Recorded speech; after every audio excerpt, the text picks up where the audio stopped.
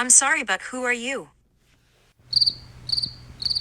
Oh, sick burn, Comair Alexa.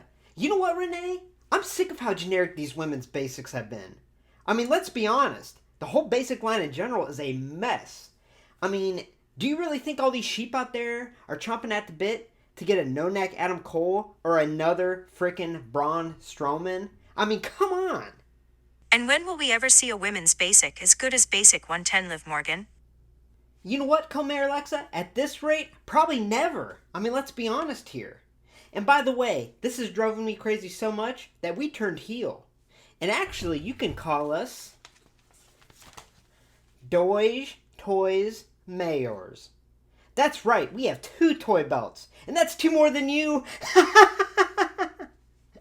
And also, Doge is 2 in Portuguese. And I dated this girl from Brazil, so that counts, right? Hey, Renee, how many girls have you dated from Brazil? 0!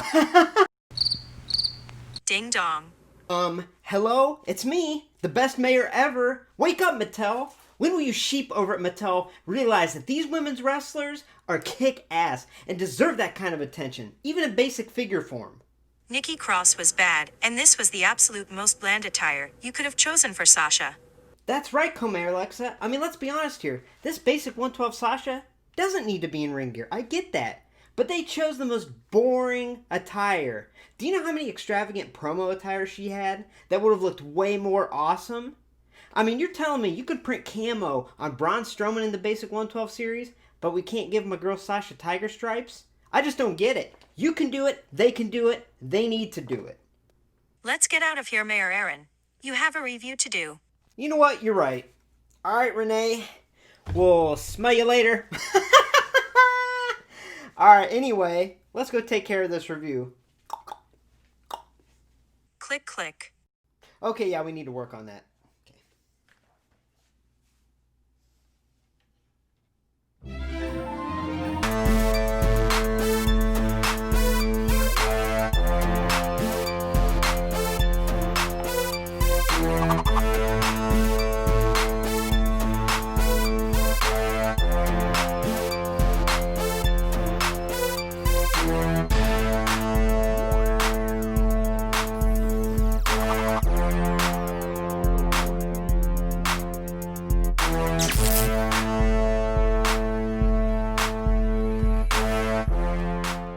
Hey y'all, welcome to Lumberjillville. Women's wrestling lives here.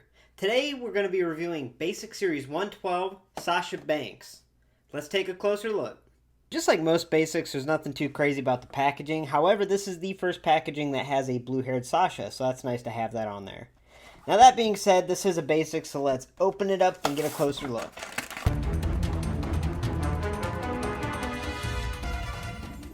Like I said in the intro, they literally chose probably the most boring attire they could have put Sasha in. I mean, that's okay if they weren't going to do ring gear, but they had so many different promo outfits to choose from television that they could have gone with and it would have looked so much better than this. However, she did actually wear this exact attire, well, what this attire is based off of, on August 26, 2019, on the edition of Raw where she was explaining her motivations between her most recent attacks. So, at least they did base it off something. Now that being said, let's take a closer look at that face and that hair, since this is the first figure she's had with blue hair. So this face scan was most previously used in her Battle Pack Series 60 with Alexa Bliss, and her Basic Series 96 in her Wonder Woman attire, and the scan works just fine, honestly. However, I think they have really yet to nail her scan, so I'm really looking forward to her future figures coming out to see if they fix it and make it look a lot more identical to her. Now, the biggest feature of this figure is the inclusion of her blue hair for the first time, and it looks great, honestly.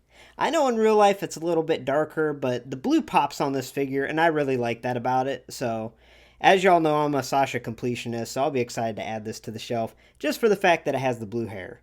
Now, let's take a look at that attire. So, moving on to her attire, this to me is where the figure starts to fall short. So looking at this figure from a distance, it looks great, honestly, and really does resemble how she looked that night on Raw. But when you take a closer look, you start seeing the shortcuts they took and the overall sloppiness. So looking at that top, First thing I noticed is that neckline has really sloppy paint application, doesn't look good at all. Also, the only molding is between the chest, which is time and time again what we've seen on the most recent women's basics, and that's disappointing. However, the shirt logo says Legit Boss. It does look pretty good. They did a pretty good job on that.